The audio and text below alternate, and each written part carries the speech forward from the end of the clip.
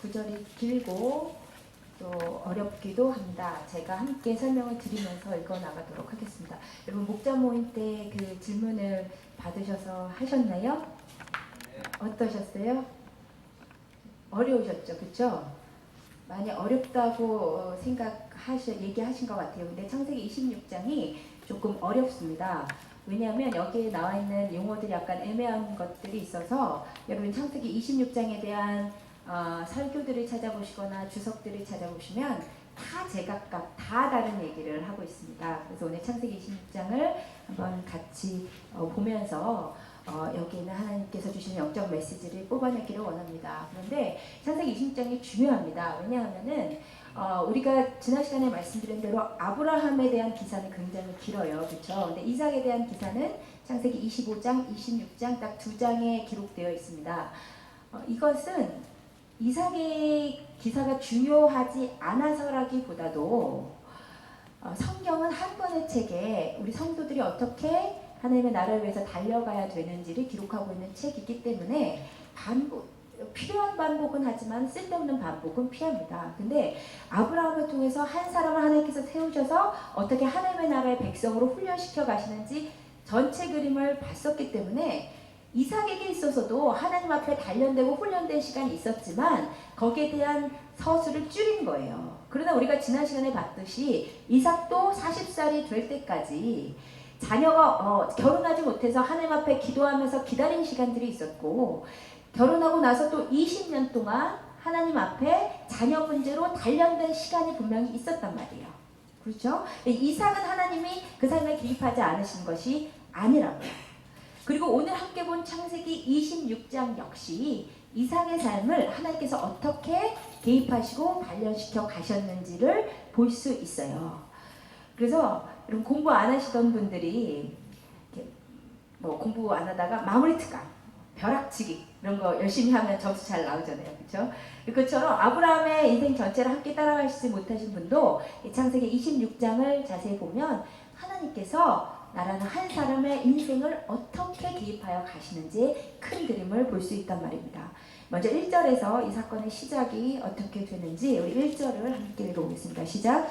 아브라함 때에 첫 흉년이 들었더니 그때 또 흉년이 들매 이삭이 그랄로 가서 블레셋 왕 아빌멜렉에게 이르렀더니 무슨 일이 있었대요?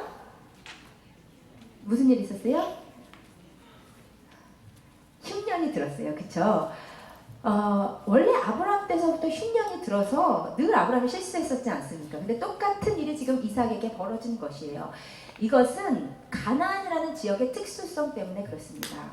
이 가나안이라는 곳은 살기 좋은 곳이 아닙니다. 이곳은 서쪽 지중해 해안가와 일부 고원지대를 제외하면 대부분의 지역이 사막이나 아열대 지역으로 형성되어 있어요. 그리고 비가 내리지 않는 건기 중에는 비가 몇 달이고 그냥 한 방울도 안 떨어지는 곳도 있어요. 게다가 동남부 지역은 아라비아 사막도 사막이에요. 다.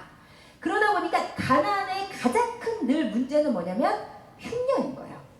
그러니까 비가 안 와버리면 가나안은 먹고 살 도리가 없는 것입니다. 그냥 땅이 쩍쩍 갈라지고 돌이 한 톨 나오지 않는 땅이 가나안인 것이에요.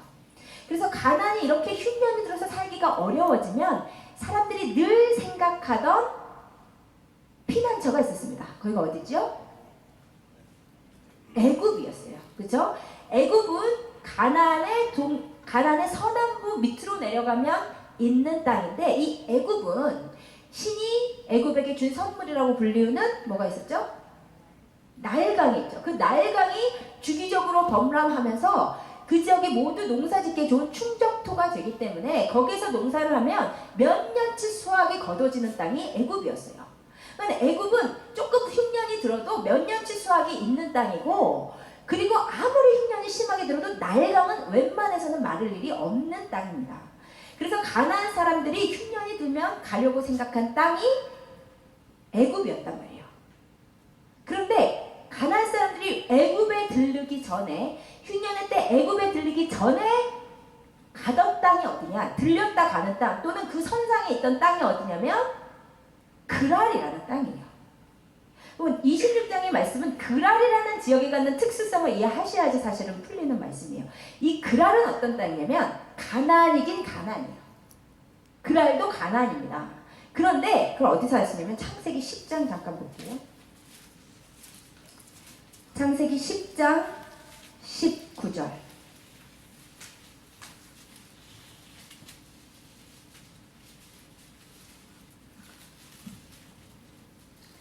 창세기 10장 19절 가나안의 경계 잠깐 읽어보겠습니다. 시작.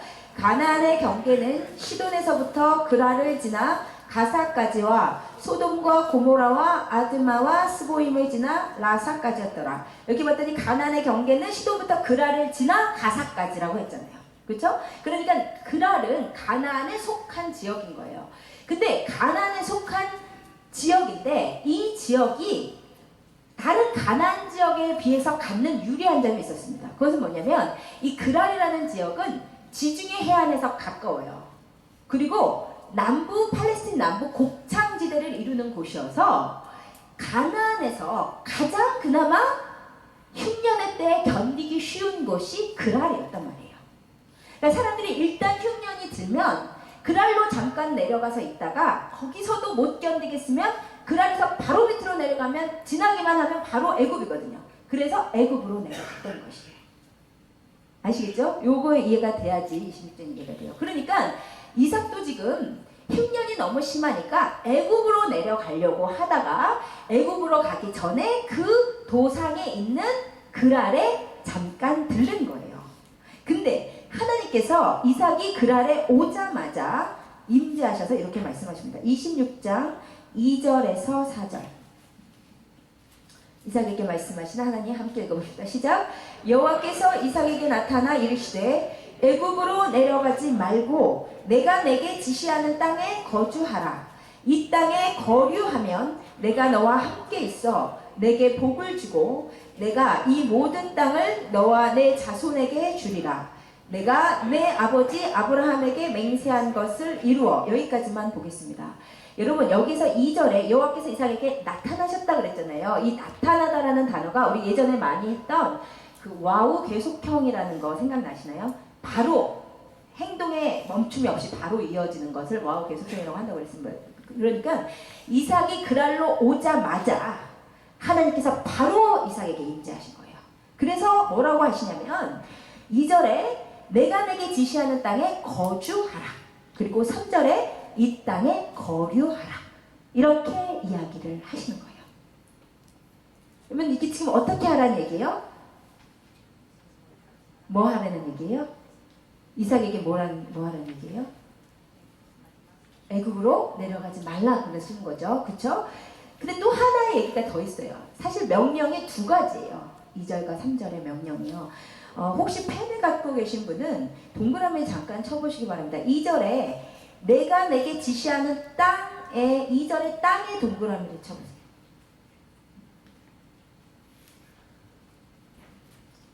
그리고 3절에 이 땅에서의 땅에 동그라미를 쳐보세요.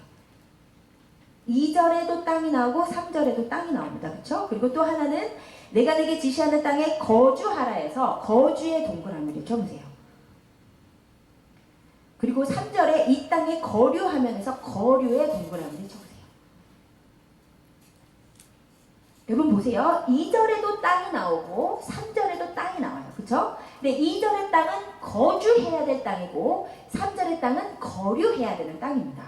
그렇죠? 그럼 먼저 2절의 땅은 어디를 의미하는 걸까요? 2절의 땅은 어디일까요? 거주해야 되는 땅. 예, 가나안이에요. 그러니까 2절에 하나님께서 거주하라고 하신 땅은 늘 아브라함에게 이 땅에 있어라 라고 말씀하셨던 그 땅 가나안을 이야기하는 것이요. 여기서 거주라는 단어의 히브리 원어는 샤칸입니다. 이 단어는 무슨 뜻이냐면 살다, 계속 눌러앉아 살다, live, dwell, inhabit 이런 단어예요. 거주라는 단어. 거기서 live 하라는 거예요. 근데 3절에는 이 땅에 거류하라고 말합니다. 여기서 거류하다라는 단어는 2절의 거주랑 전혀 다른 단어예요. 2절의 거주는 거기서 눌러 사는 거예요. inhabit. 근데 3절의 거류라는 단어의 히브리어는 구루입니다. 이 단어는 어떤 단어냐면 일시적으로 체류하다, 잠깐 있다 가다, sojourn as a guest 이거예요. 그러니까 2절의 땅, 가나안 땅에서는 계속 거기 머물러라 이 말이고, 3절의 이 땅은 잠깐 있다 나와라 이 뜻이에요. 그러면 3절의 이 땅은 어디겠어요? 그랄 땅이에요. 그쵸? 그러니까 지금 이삭이 가나안에 너무 기근이 심하니까 기근을 피해서 그랄로 갔다가 그랄에서 금방 애굽으로 넘어가려고 하고 있었던 거예요. 근데 하나님께서 먼저 애굽에 넘어가면 가나안 땅을 벗어나는 거잖아요. 그러니까 이 땅에 머물러 있어. 가나안 땅에서 벗어나지 마. 이렇게 말씀하신 게 2절의 명령이고, 근데 또 하나, 너가 지금 온 땅 그랄에서도 빨리 나와. 일시적으로 한두 달만 잠깐 있다가 빨리 나와. 이렇게 말씀하신 거예요. 이것이 하나님의 두 가지 명령이었어요. 요게 정확하지 않기 때문에 26장에 대한 해석이 엇갈리는 거예요. 그러니까 2절에서 머물라고 하는 땅은 가나안이고 3절에서 잠깐 있다 나오라는 땅은 그랄인 거예요.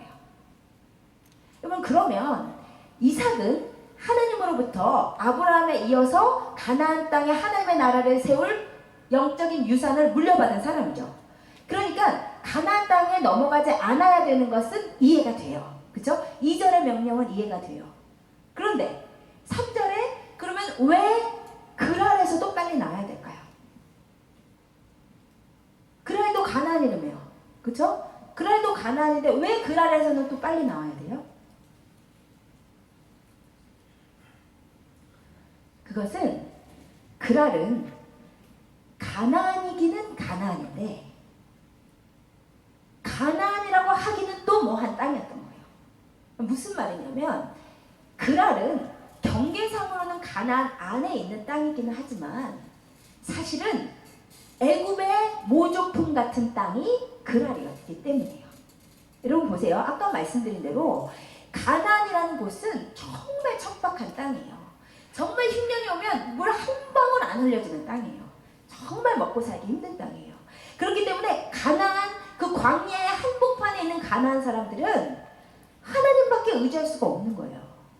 물이 안 나오니까. 근데 그랄은 어떠냐?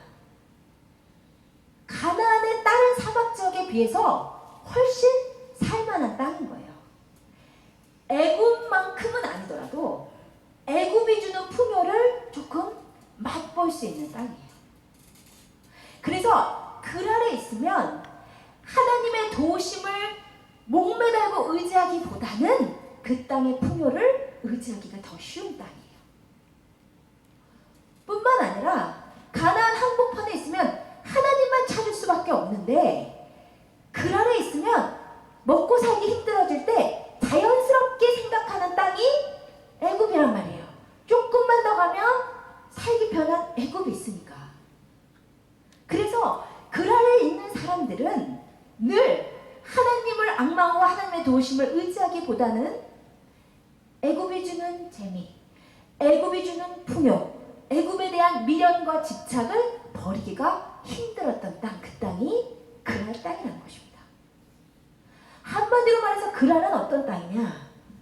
가나안도 아니고 완전 애굽도 아닌 땅. 그죠? 말하자면 영적인 회색지대. 요즘 말로 바꾸면 완전 하나님도 아니고 완전 세상도 아닌 거. 완전 교회에 속하는 것도 아니고 완전 세상으로 나가지도 않은 거. 이도 저도 아닌 거. 영적으로 엉거주춤하고 있는 상태. 그것이 바로 그랄 땅이었다는 것입니다. 그렇기 때문에 하나님께서 그랄 땅에도 오래 머물지 말고 빨리 나와라. 이렇게 말씀을 하는 거예요. 그럼 이 말씀에 대해서 이삭이 순종을 했을까요? 못했을까요? 예, 순종을 하기는 했는데 반쪽짜리 순종을 합니다. 우리 이삭의 반쪽짜리 순종 6절을 같이 읽어보겠습니다. 시작. 이삭이 그랄에 거주하였더니. 하나님께서 애굽으로 내려가지 말라고 하니까 원래는 애굽으로 내려갈 생각을 하고 왔는데 애굽으로는 안 간 거예요. 그런 의미에서는 순종이에요. 근데 하나님의 두 번째 명령이 있었잖아요. 그랄에도 빨리 나와. 거류만 해. 이랬는데 6절로 왔더니 이삭이 어떻게 했대요? 그 땅에 거주했대요. 이거는 grew가 아니에요. sojourn이 아니에요. 이것은 washib라는 단어인데 이 단어는 거기에 눌러앉아 살았다, inhabit했다, dwell했다, live했다. 그 2절의 거주랑 같은 의미의 단어예요. 그러니까 하나님께서 분명히 그날 땅에 거류하라고 했는데 그 땅에 그냥 눌러 살아버린 거예요. 왜일까요? 하나님 말씀에 100% 순종해야 되는 것을 모르지는 않는 이삭일 텐데 하나님의 말씀에 순종해서 가나안의 한복판으로 가려고 봤더니 너무 자신이 없는 거예요.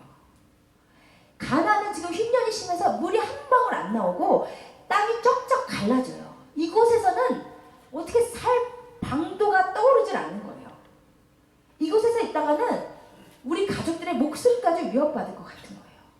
그래서 도저히 그 땅까지는 못 가고 그래서 마음속으로 위로했겠죠. 하나님의 애굽 가지 말라고 하셨으니까 나 애굽에는 안 내려갔으니까 하면서 마음은 찝찝하지만 100% 순종이 아닌 건 알지만 차마 가나안으로는 들어갈 수 없었기 때문에 가나안 안쪽으로 가지 못하고 그랄에 거주하는 거예요. 여러분 그러면 그랄에 거주한 이삭의 삶이 어땠을까요? 여러분 7절의 그랄에서의 이삭의 삶은 하나님의 사람들이 하나님께 온전히 속하지 못했을 때 하나님도 세상도 아닌 엉거주춤한 상태에 있을 때 우리가 살 수밖에 없는 삶을 얘기해주고 있습니다. 여러분 7절 그랄에서의 이삭의 삶 함께 읽어봅시다. 시작. 그곳 사람들이 그의 아내에 대하여 물음에 그가 말하기를 그는 내 누이라 하였으니 리브가는 보기에 아리따움으로 그곳 백성이 리브가로 말미암아 자기를 죽일까 하여 그는 내 아내라 하기를 두려워하였더라. 여러분 보세요. 이 세상 사람들은 어떤 사람들이냐? 이 세상의 가치관에 따라가는 사람들이잖아요. 그렇죠? 이 세상의 가치 기준, 이 세상의 시선, 이 세상의 기대에 매일 충족시키려고 사는 자들이기 때문에 이 세상 사람들이 두려워하는 것은 세상이에요. 세상의 기준이에요. 근데 반면 하나님의 사람의 특징은 이 세상의 기준을 두려워하지 않습니다. 왜냐하면 하나님의 사람들은 하나님의 말씀이 기준이고 하나님 자체가 기준이기 때문에 그리고 그 하나님의 기준은 세상의 기준과 늘 배치되는 것이기 때문에 세상을 따르지 않는 자들이잖아요. 그러니까 세상이 감당치 못하는 자가 하늘에 속한 자예요. 세상은 두려워하지 않는 자예요. 근데 그 하나님께 속한 자가 영적으로 떨어지고 나면 세상이 두려워지기 시작하는 거예요. 이삭이 갔더니 사람들이 자기 아내에 대해서 자꾸 물어봐요. 왜냐? 이 리브가는 하란 땅에서 온 여자이기 때문에 가나안 사람 여자들에 비해서 피부 색깔이 하였던 거예요. 그러니까 사람들이 자꾸 물어봐. 여기서 7절에 묻다라는 단어는 복수형으로 돼 있어요. 자꾸 물어봤다는 거예요. 사람들이 저 여자 누구야? 저 여자 네 아내야? 그래서 계속 물어본 거예요. 그러니까 이삭이 두려워진 거예요. 이 아내 때문에 내가 죽을까 보다 라고 두려워진 것이에요. 만약에 이삭이 하나님의 손에 있었다면 하나님의 사람이 세상에서 두려울 것이 뭐가 있어요? 여러분 하나님의 손에 완전히 속해버리면 정말 하나님 외에는 두려워할 것이 없어요. 사람은 두려워할 대상이 아니라는 것을 알게 돼요. 근데 지금 이삭이 영적으로 떨어져 버렸더니 영적인 회색지대에 오거나 봤더니 두려운 거예요. 첫 번째 이삭의 영적인 상태는 두려움이었습니다. 두 번째, 그 두려움이 동기가 돼서 이삭이 한 행동이 뭐예요? 거짓말이었어요. 그쵸? 여러분 이 세상 사람들은 자기 수단과 방법으로 살아가는 자들이잖아요. 자기 열심히 자기 머리 굴려서 사는 사람들이 이 세상의 삶이잖아요. 너무 피곤한 삶이잖아요. 근데 하나님의 사람들은 자기 머리 굴려서 사는 사람들 아니에요. 자기의 수단과 방법으로 사는 사람들 아니에요. 그런데 이삭이 두려웠기 때문에 자기 머리를 굴려서 내 아내가 누이라고 속이는 거짓말을 해요. 이렇게 이 세상을 살면서 세상을 두려워하는 것, 세상 사람들의 시선, 세상 사람들을 두려워하는 것, 그리고 내 수단과 방법, 내 머리를 짜내서 사는 것, 내 힘으로 사는 것, 그것이 이 세상의 삶이며 하나님의 사람이 영적으로 떨어졌을 때 우리가 살 수밖에 없는 삶입니다. 여러분, 그러면 이 상황에서 하나님의 기분은 어떠셨을까요? 사람한테 이거 해라고 얘기했는데 완전 무시하면 기분 나쁘잖아요. 그렇죠? 하나님이 분명히 이삭에게 나타나셔서 그 땅에 거류해, 빨리 나와 했는데 그 땅에 이삭이 계속 살고 있는 거예요. 하나님의 말씀을 완전 무시한 거죠. 그렇죠? 계속 무시한 거죠. 하나님의 말씀을. 그렇죠? 그럴 때 내가 하나님이었으면 이삭에게 그냥 완전 재앙을 내려서 안 되게 해버리던가 이삭을 그냥 포기해버리던가 했을 것 같아요. 근데 하나님께서는 이삭의 삶에 개입하셔서 그가 하나님께서 원하시는 방식으로 그 아래서 나오도록 역사하십니다. 환경을 통해서 역사하세요. 하나님께서 역사하신 환경 두 가지예요. 첫 번째는 거짓말이 들통나는 사건입니다. 우리 8절에서 11절. 하나님의 개입. 하나님의 말씀을 무시한 이삭에 대한 하나님의 첫 번째 개입. 8절에서 11절 읽겠습니다. 시작. 이삭이 거기 오래 거주하였더니 이삭이 그 안에 리브가를 껴안은 것을 블레셋 왕 아비멜렉이 창으로 내다본지라.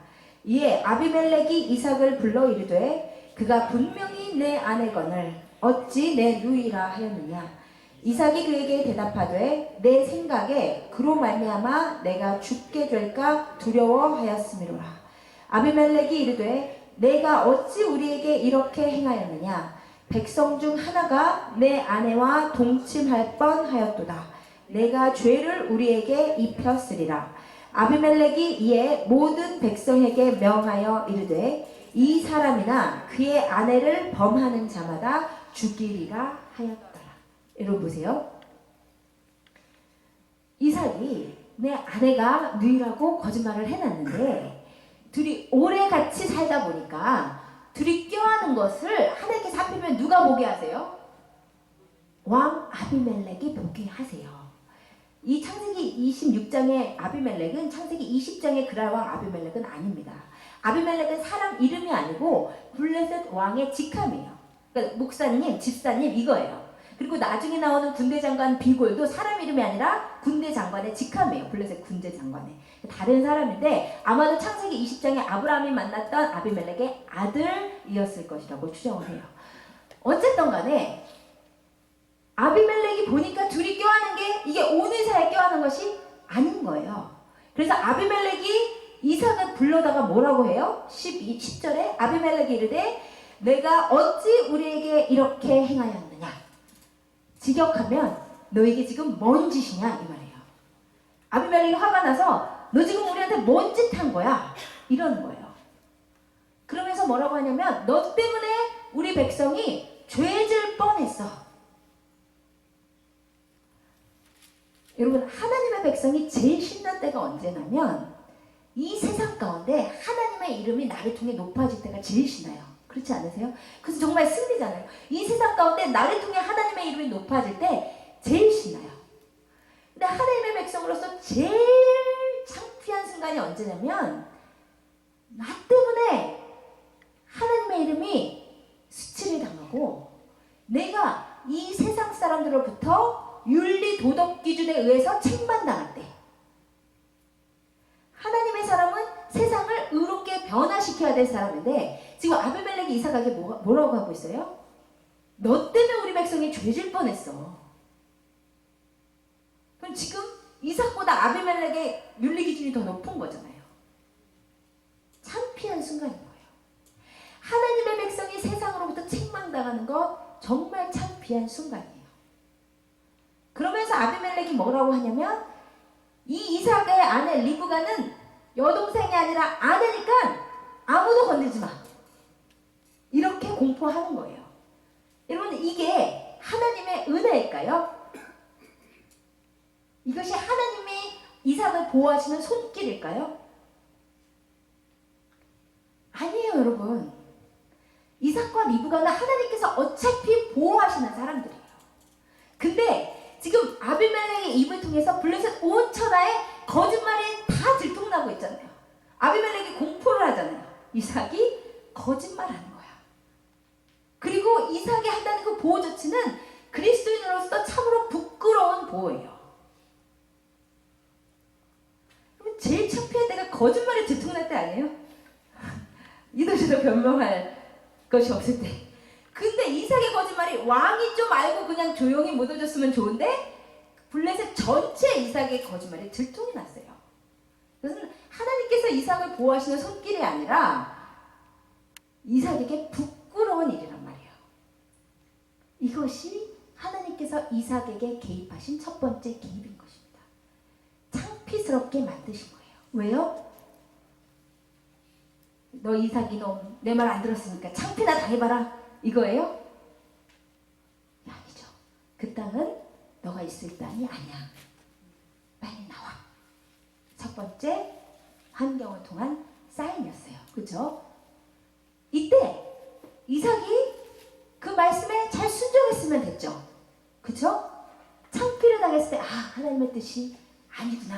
이 땅에서 나와야 되겠구나 했으면 좋은데 이삭이 또 고집을 피워서 그 땅에서 계속 살려고 농사를 짓습니다. 그것이 12절에서 16절이에요. 12절에서 16절 하나님의 두 번째 개입 같이 읽어보시겠습니다. 시작. 이삭이 그 땅에서 농사하여 그 해에 100배나 얻었고 여호와께서 복을 주심으로 그 사람이 창대하고 왕성하여 마침내 거부가 되어 양과 소가 떼를 이루고 종이 심히 많음으로 블레셋 사람이 그를 시기하여 그 아버지 아브라함 때에 그 아버지의 종들이 판 모든 우물을 막고 흙으로 메웠더라. 아비멜렉이 이삭에게 이르되 내가 우리보다 크게 강성한즉 우리를 떠나라. 하나님께서 블레셋 온 천하에 창피를 당하게 하시니까 거기서 나왔어야 되는데 이삭이 아직도 차마 가나안 가뭄 한가운데로 갈 자신이 없어서 그 땅에서 뭐를 시작했대요? 농사를 시작했대요. 근데 농사를 시작했는데 어떻게 됐대요? 너무 잘 돼서 100배나 얻었대요. 그것이 하나님의 축복이래요. 이렇게 보면 하나님이 마음을 바꾸셨나 보다. 그럴 땅에서 살게 해주시려고 이 땅에서 축복을 주셨나 보다 라고 생각하시면 성경을 잘못 읽으시는 거예요. 만약에 이 구절이 하나님께서 이삭에게 복을 주셔서 1000배나 얻었고 그래서 이삭이 블레셋의 방백이 되어 잘 먹고 잘 살았다 이렇게 기록되어 있다면 그러면 그것이 하나님의 축복이었나 보다, 그게 뜻이었나 보다 생각해야 될지도 모르는데 이삭이 100배나 얻은 그 농사의 결실 때문에 무슨 일이 일어났어요? 시기를 받게 만들어졌어요. 사람들이 이삭을 시기하게 된 거예요. 이삭을 시기해서 어떻게 했대요? 우물을 메웠대요.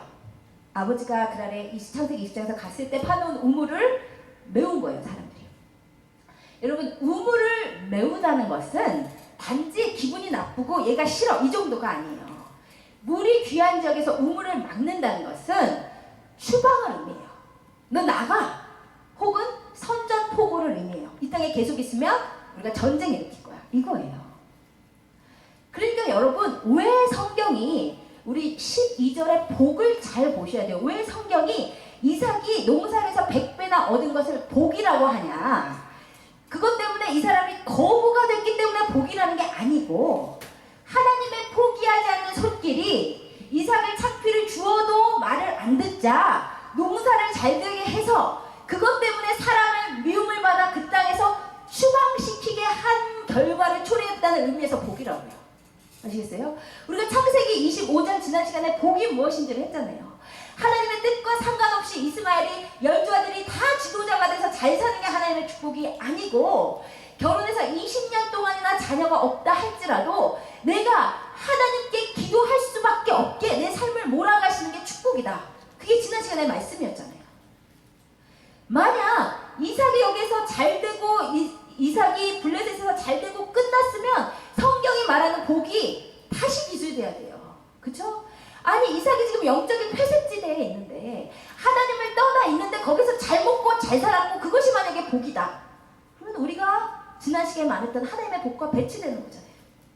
근데 이 복은 농사를 잘 져서 부자가 돼서 복이 아니라 하나님께서 그것 때문에 사람들에게 추방당하게 만들어 버리셨다는 의미에서 하나님의 손길이, 하나님의 사랑이 여전히 이삭의 삶을 주관하고 관리하고 계셨다는 의미에서 복을 받았다는 것을 말하고 있다는 것이에요. 여러분, 그런데 제가 질문지에 하나님께서 이삭에게 말씀하시는 세 가지 통로를, 세 가지 방법을 찾아보라고 했잖아요. 찾으신 분 있으세요?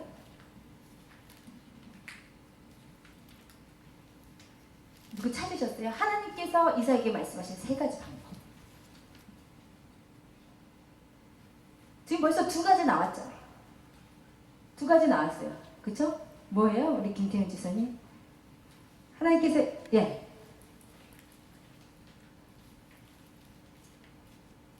하나님께서 이삭에게 말씀하시는, 벌써 두 가지 말씀하셨잖아요. 첫 번째 뭐예요? 직접 말씀하신, 그쵸? 창세기 26장 2절에서 5절 사이에 하나님이 직접 나타나셔서 그 땅에 거류해라, 가나안에 머물러라. 하나님께서 직접 말씀하시죠. 하나님께서 사람에게 말씀하신 첫 번째 방법은 직접 말씀하심이에요. 여러분이 기도하는데 하나님께서 감동을 주시고 하나님께서 직접 나에게 말씀하시는 게 첫 번째 방식이에요.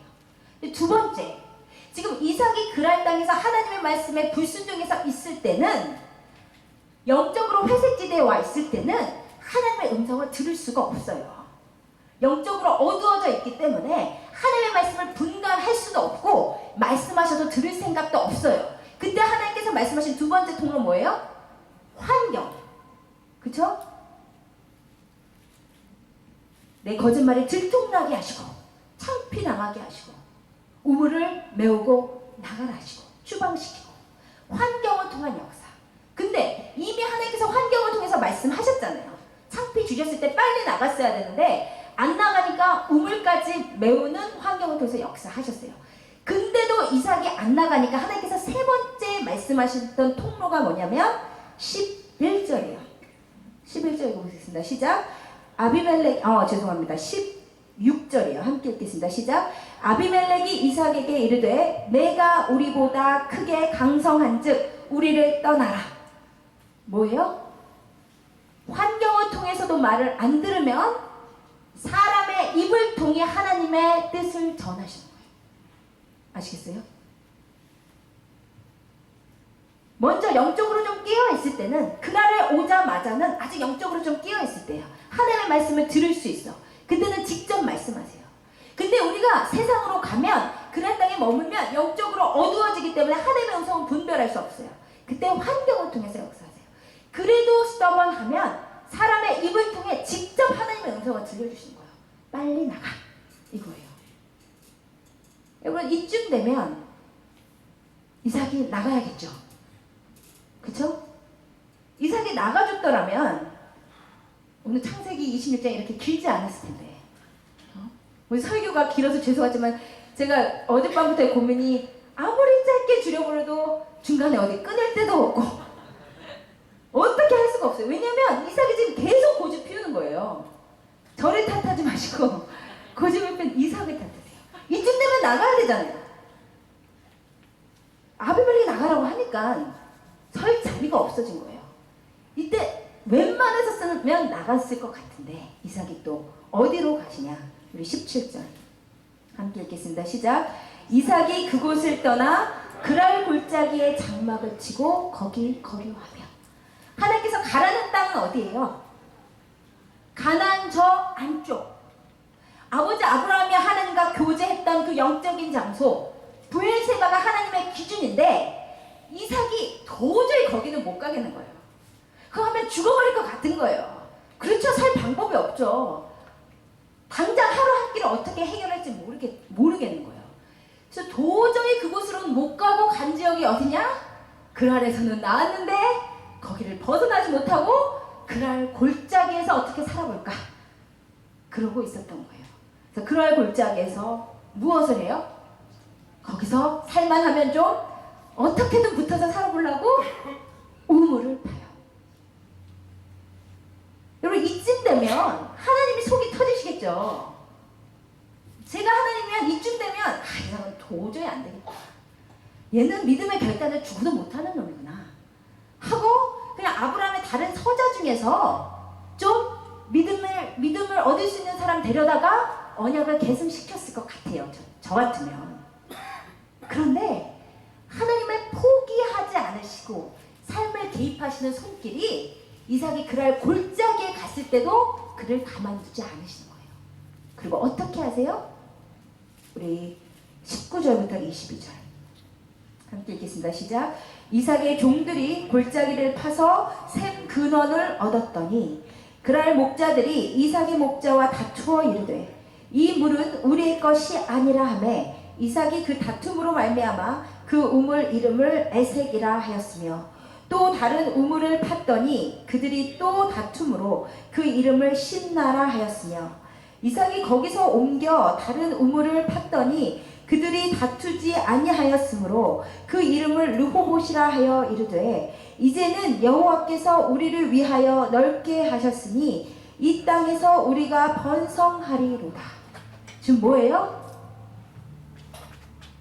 이 본문은 많이들 이야기하신 것처럼 이삭의 온유 이런 거하고 조금 거리가 있는 이야기예요. 이삭이 지금 대왕에서 싸우지 못하죠. 그랄 전체랑 자기 가족이랑 당연히 안 되니까 피해 다니는 거예요. 이삭의 온유 이런 부분이 아니라 지금 하나님께서 얼마나 이삭을 집요하게 개입하고 계시냐 이 얘기예요. 우물을 팠는데 그랄 목자들이 와서 뺏어버려요. 여기서 이 뺏는 이 단어는 무력 싸움입니다. 와가지고 이삭의 목자들을 머리통 치고 발로 차고 때리고 피나게 해서 이삭의 목자들이 이멀전시 가고 이런 난리 나는 상황이에요. 지금 완전 이삭의 목자들이 다 패서 우물 뺏어버린 거예요. 그쯤 되면 이삭이 움직여야죠. 얼마나 이삭이 고집스러워요. 또 옆에 가서 또 파요. 혹시 여기서는 살만할까 보다. 근데 여기서도 또 하나님이 절대 가만 안 놔주시는 거죠. 두 번째 우물은 신나예요. 이 신나라는 의미는 예전에 우물에서의 싸움보다 더 심했다. 그것이 네포드에 있는 말이에요. 더 죽을 만큼 맞아요. 이삭의 목자들이. 그랬는데도 이삭이 또 말 안 듣고 또 우물 또 파요. 르호봇. 근데 여기서는 다툼은 없어요. 무력 다툼. 근데 이삭이 에색에서 신나에서 르호봇으로 가면서 깨닫게 될 게 있어요. 이게 지금 인생이 말이 아니잖아요. 이삭이 그랄 땅에 있을 때는 뭔가 이 땅에서 살만할 거라고 기대하는 거예요. 하나님의 뜻이 아닌 것은 알았지만 그 가문이 있는 가나안 한복판보다는 훨씬 낫잖아요. 이곳에는 아버지가 팠던 우물도 있고 아버지가 이 나라의 왕의 아버지와 평화조약도 맺었었고 하나님이 가나안 땅을 벗어나지 말라니까 이 땅에 있기는 있겠는데 그 안에서 좀 어떻게든 살아보려고 한 거예요. 근데 살만한 거예요. 아내를 건드리는 사람도 없고 나를 건드리는 사람도 없고 농사를 짓는데 100배나 돼. 되겠구나 했는데 다 뺏겨요. 우물을 파는데 물이 나와. 되겠구나 했는데 하나님이 계속 뺏기게 하신 거예요. 이 그랄에서의 삶은 잡은 것 같았는데 놓치는 삶. 뭔가 되는 것 같았는데 안 되는 삶이에요. 이삭이 이 삶을 계속 살아가다가 깨달은 게 있어요. 죽어도 내가 죽을 것 같아도 하나님의 뜻 안으로 가야겠구나. 그날은 내가 어떻게든 살아보려고 했는데 이 땅은 도저히 안 되는 땅이구나. 내 평생의 사명은 그날에서 농사짓고 우물 만들고 잘 먹고 잘 사는 것이 아니라 가뭄의 한복판에서라도 가나안을 지키고 있는 것이구나. 이삭이 깨달은 것이에요.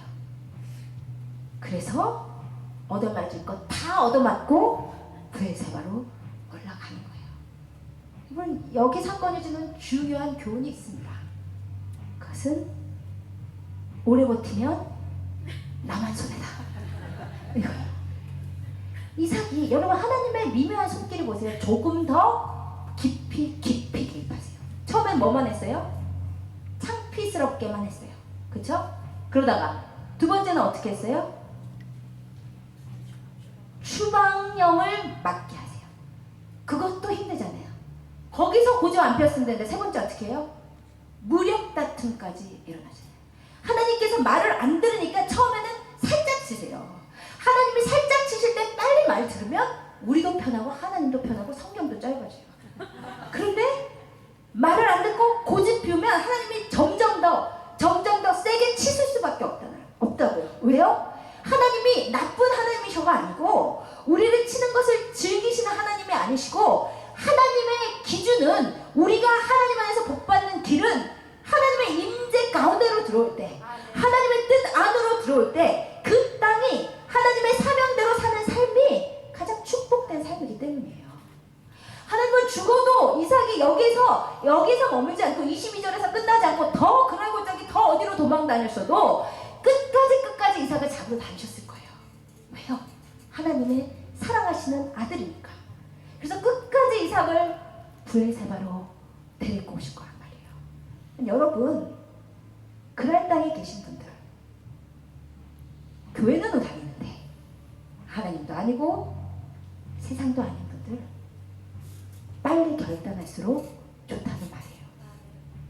그런데 드디어 이삭이 23절에서 결단하고 올라옵니다. 함께 읽어보겠습니다. 시작. 이삭이 거기서부터 브엘세바로 올라갔더니, 하나님의 기준, 아버지가 하나님과 깊이 교제하던 영적인 장소 브엘세바로 올라갑니다. 재밌는 것은 이 올라가다는 표현이에요. 사실상 이 브엘세바는 아브라함이 있었던 르호봇보다 150m가 낮은 지역이에요. 근데 성경은 뭐라 그래요? 그리로 올라갔다. 뭘 의미하는 거예요? 영적인 상승, 회복이 되었다. 드디어 이삭이 하나님의 기준대로 살기로 결단하고 영적으로 회복되고 상승되었다는 의미로 브엘세바로 올라갔다고 표현한 것이에요. 여러분, 드디어 이삭이 그 오랜 고집을 꺾고 하나님의 말씀으로, 하나님의 기준으로 들어갔어요. 그럼 만약에 이 상황에서 하나님이 이삭 씻으시면 살아계신 하나님이 아니시겠죠. 그렇죠? 그런데 브엘세바로 돌아온 그 이삭에게 하나님이 내가 너의 결단을 기뻐한다는 사인을 세 가지로 주시는 거예요. 첫 번째 사인은 영적인 회복입니다. 24절에서 25절. 첫 번째, 하나님께서 이삭의 결단을 기뻐하신다는 사인 24절 25절 함께 읽겠습니다. 시작. 그 밤에 여호와께서 그에게 나타나 이르시되 나는 내 아버지 아브라함의 하나님이니 두려워하지 말라. 내 종 아브라함을 위하여 내가 너와 함께 있어 내게 복을 주어 내 자손이 번성하게 하리라 하신지라. 하나님이 어떻게 하셨어요? 임재하셔서 말씀하셨어요. 이삭이 얼마 만에 들어보는 하나님의 음성이에요. 그쵸? 그랄 땅에 있을 때는 하나님의 임재가 없었고 하나님의 말씀이 없었어요. 근데 그 이삭이 결단하고 하나님의 기준으로 돌아왔더니 하나님이 얼마나 기다리셨던지 바로 그날 밤에 브엘세바로 오자마자 그 밤에 하나님께서 임재하셔서 말씀하시는 거예요. 두려워하지 마. 왜 두려워하지 말라 그래요? 지금 하나님의 손길을 깨닫고 오기는 왔는데 이 브엘세바는 사막의 한 복판이에요. 어떻게 살지 막막한 땅이에요. 그러니까 하나님께서 위로와 격려와 사랑의 메시지를 주는 거예요. 이삭아, 두려워하지 마. 내가 너를 살릴 거야. 너가 이 땅에서 번성할 거야. 하나님께서 회복시켜 주시는 거예요. 하나님의 임재의 회복이에요. 그리고 25절에 이삭이 그곳에 제단을 쌓아요. 예배의 회복이에요. 여호와의 이름을 불러요. 기도의 회복이에요. 거기 장막을 쳐요. 그곳에서 살기로 해요. 믿음의 결단이에요. 우물을 파요. 역시 그곳에서 정착하기로 결단하는 장면이에요. 하나님께서 먼저 영적으로 회복시켜 주시는 거예요. 두 번째, 영적으로만 회복시켜 주시고 나머지 안 도와주시면 이삭은 까딱없이 죽는 거잖아요. 두 번째, 하나님께서 이 결단을 기뻐하신다는 사인 26절부터 29절 명예의 회복 함께 읽겠습니다. 시작. 아비멜렉이 그 친구 아훗삿과 군대 장관 비골과 더불어 저 혼자 읽고 있네요. 다시요. 26절부터 저도 목이 아픕니다. 26절부터 29절 함께 읽겠습니다. 시작. 아비멜렉이 그 친구 아우삿과 군대 장관 비골과 더불어 그랄에서부터 이삭에게로 온지라. 이삭이 그들에게 이르되 너희가 나를 미워하여 나에게 너희를 떠나게 하였거늘 어찌하여 내게 왔느냐. 그들이 이르되 여호와께서 너와 함께 계심을 우리가 분명히 보았으므로 우리의 사이 곧 우리와 너 사이에 맹세하여 너와 계약을 맺으리라 말하였노라. 너는 우리를 해하지 말라. 이는 우리가 너를 범하지 아니하고 선한 일만 내게 행하여 내가 평안히 가게 하였음이니라. 이제 너는 여호와께 복을 받은 자니라. 여러분 보세요. 이삭이 영적으로 뚝 떨어져서 영적인 회색지대에 있을 때는 이삭이 사람들을 무서워했었어요. 그리고 사람으로부터 책망을 당했었어요. 근데 이삭이 하나님의 기준으로 회복되고 났더니 이제 그 사람들이 이삭이 두려운 거예요. 그래서 와서 우리를 해치지 말아줘. 너는 여호와 하나님께 복을 받은 자야. 너는 하나님이 함께 하신 자야. 명예를 회복시켜 주신 것이에요. 세 번째, 마지막 삶의 회복 32절 함께 읽겠습니다. 시작. 그날에 이삭의 종들이 자기들이 판 우물에 대하여 이삭에게 와서 알리어 이르되 우리가 물을 얻었나이다. 세 번째, 하나님께서 이 결단에 기뻐하신다는 사인. 브엘세바에서 죽을 것 같아도 하나님의 말씀대로 붙잡고 왔더니 하나님께서 다 말랐던 브엘세바 땅인데 그 땅에 우물을 봤더니 거기에서 물이 콸콸콸콸 흘러나오게 하신 거예요. 뭐예요? 내가 너의 결단을 기뻐한다. 내가 너를 살릴 것이다. 이삭이 이 우물에 물이 나왔다는 소리 듣고 얼마나 기뻤을까요? 그렇구나. 죽음을 각오하고 왔는데 하나님 손으로 들어오니까 하나님이 책임지시는구나. 말씀대로 살면 하나님이 나를 도우시는구나. 그랄에서 팠던 우물은 사람들에 의해 뺏긴 우물이었지만 이제 브엘세바에 와서 판 우물은 하나님께서 영원토록 지켜 보호하실 우물인 것이에요.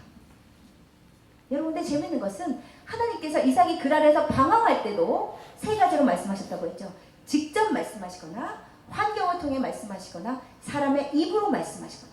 근데 회복시킬 때도 똑같이 세 가지 방법이에요. 그렇죠? 첫 번째, 영적인 회복. 하나님께서 직접 말씀하세요. 두려워하지 말라. 두 번째, 환경을 통한 회복. 우물물이 나오잖아요. 세 번째, 사람의 입을 통한 회복. 아비멜렉의 입을 통해서 너는 하나님이 함께하는 자야. 하나님이 하고 싶은 얘기를 사람의 입을 통해 들려주시는 것이요. 여러분, 이것이 26장입니다. 여러분, 그리고 이 26장은 사실 지금 저와 여러분이 가는 신앙의 여정이 정말 압축되어서 보여주는 장이에요. 여러분, 우리는 영적으로 세 군데 중에 하나 있어요. 가나안 한복판 브엘세바이거나 완전 하나님과 상관없이 사는 애굽이거나 아니면 하나님은 믿고 있는데 교회는 다니는데 누가 종교 물어보면 기독교라고 쓰기는 쓰는데 그랄에 머물거나. 여러분, 셋 중에 하나예요. 여러분, 지금 어디 계세요? 지금 여기 교회에 와 계시다는 것은 애굽에 계시기는 참 힘들어요. 그렇죠? 하나님을 전혀 하나님과 상관없이 사는 땅이 애굽이니까. 그러면 우리는 가나안 브엘세바에 있거나 아니면 그랄에 있는 거예요. 둘 중에 하나. 여러분, 어디에 계세요? 여러분, 어디에 계세요? 근데 분명한 것은요, 하나님의 임재하심, 하나님의 말씀하심, 내 삶에서 나를 강력하게 도우시는 은혜는 브엘세바에만 있습니다. 그랄에서는 하나님의 임재가 절대 없어요. 교회를 10년을 다녀도. 브엘세바에서는 죄송합니다. 그랄에서는 하나님의 임재가 절대로 없어요. 그랄에서는 여러분이 아무리 기도해도 하나님의 음성을 절대로 못 들어요. 왜요? 내 방식대로 하나님을 섬기고 있으니까. 하나님은 브엘세바로 가라고 하시는데 그랄에서 여러분이 100번 1000번 기도해도 하나님의 응답을 못 받아요. 여러분이 하나님의 음성을 들을 수도 없어요. 그곳이 그랄입니다. 여러분 한평생 이왕 신앙생활 하실 거 차든지 덥든지 하는 게 나아요. 정말로요. 전 솔직히 하나님 안에 숨겨져 있는 여러분 놀라운 축복과 그 축복은 세상적인 축복을 의미하는 것이 아니에요. 하나님 안으로 들어왔을 때 여러분 기도하다가 이삭이 브에세바로 돌아와서 하나님의 음성을 다시 들을 때 그 희열은 경험해본 사람 많아요. 기도를 해도 예배를 드려도 하나님이 뭐라고 하는지 살아 계신지 몰랐는데 그 하나님이 나에게 임재하시고 만나고 말씀해 주시고 내 삶을 간섭하시기 시작하시고 한 걸음 한 걸음 도우시는 은혜, 그것은 정말 그 희열은 그게 바로 삶 맛이에요. 근데 그 은혜가 여러분이 브에세바로 가야만 했다고요.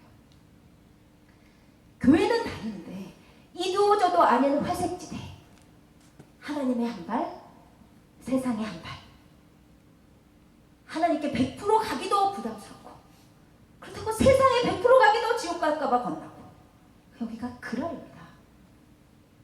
그 그랄 땅에는 하나님의 임재가 없어요. 하나님의 말씀하심이 없어요. 살아계신 하나님을 내가 직접 경험하는 그 놀라운 경험이 그랄 땅에는 없어요.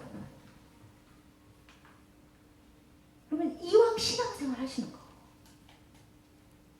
그랄 땅에서 피곤하게 살다가 죽고 나서 지옥 가는 거 정말 어리석은 짓입니다. 정말 하나님을 섬기려면 제대로 섬겨보거나 아니면 죽고 나서 지옥 가든 말든 이 세상도 재밌잖아요. 아니 이왕 살 거 하나님께 완전히 속하거나 세상 때문에 푹 빠져서 하고 싶은 거 다 해보고 누려볼 거 다 누려보고 지옥 가든 말든 이렇게 사시든가 하는 게 차라리 현명해요. 여러분이 그랄 땅에 있으면 될 듯 했는데 안 되고 손에 잡힐 듯 했는데 안 되는 이삭처럼 그 삶이 엉망진창입니다. 계속 얻어 터져요. 다른 애들은 예수 안 믿고 자기도 잘 사는데 내 삶은 영 힘들어. 그것이 내 외적인 부분이든 내적인 부분이든 정말 그랄 땅에서의 삶은 엉망진창이에요. 왜냐?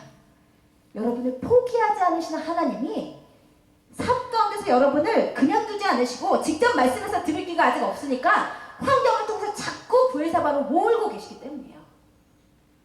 그때 그 손길을 빨리 인정하고 브에세바로 가보시면 거기에는 영적인 회복과 하나님의 만나주심과 임재하심과 명예회복과 삶의 회복 모든 것이 예수 그리스도 안에 감춰진 모든 좋은 것이 브에세바 있습니다. 저는 정말 그곳으로 가셨으면 좋겠습니다. 이왕 신앙생활 하시는 거 정말 예배도 이왕 드리시는 거 정말 그 하나님의 임재를 사모하면서 한번 들어보시고 이왕 교회 다니는 거 새벽기도도 나와보시고 수요일도 나와보시고 좀 해보시고 뭔가 추구를 해보셔야죠. 정말 하나님이 살아 계시다면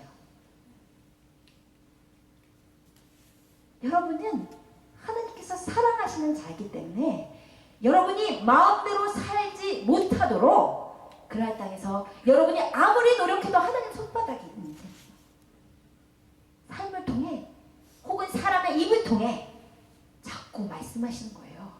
브에세바로 가라. 빨리 오시면 그 안에는 회복과 기쁨과 충만한 생명이 있습니다. 브에세바의 삶이 진짜 삶이에요. 정말. 저는 하나님께 미친 사람입니다. 근데 저는 그 하나님께 더 미치고 싶습니다. 이 세상에 어떤 것들도 나를 정말 들뜨게 하고 나를 정말 흥분시키는 게 없어요. 조금은 재밌는데 조금 지나보면 허무해요. 그것이 이 세상이고 그것이 그랄이에요. 근데 내가 하나님의 품속에 들어갔을 때 하나님의 만나주심, 안아주심, 말씀하심, 예배 가운데 회복하심, 기름 부으심, 기도 가운데 나를 안아주시는 그 하나님, 그것이 나를 살게 하는 유일한 힘이에요. 신앙생활 하시는 거 왜 그랄 땅에서 망설이세요? 우리 이기영 성도님 2, 3년 있다 하나님께 푹 빠질 것 같다. 2, 3년은 왜 2, 3년이에요? 그 안에서 2, 3년 동안 살다가 왜 2, 3년인 거예요 도대체? 지금 가세요. 부르세요. 지금 하나님의 품속으로 들어가세요 여러분. 기독교는 기독교는 살아있는 종교예요. 하나님은 살아계신 분이에요. 여러분이 예배를 드려도 하나님의 임재가 없고 기도를 해도 아무 말씀이 없다. 이상한 거예요. 여러분 혹시 그 안에서 내 마음대로 내 방식으로 내 머리로 신앙생활 하지 않으신지 살펴보세요. 여러분이 백기 들고 브엘세바로 가면 우선은 반드시 하나님의 만져주심과 임재하심이 있습니다. 여러분 지금 함께 일어나기를 원합니다. 나의 안에 거하라. 우리 이 찬양 부르실 때 살아계신 하나님의 안으로 들어갔으면 좋겠습니다. 정말 살아계신 하나님의 손길을 경험하고 하나님의 안아주심을 경험하는 역사가 있기를 원합니다. 나의 안에 거하라. 모든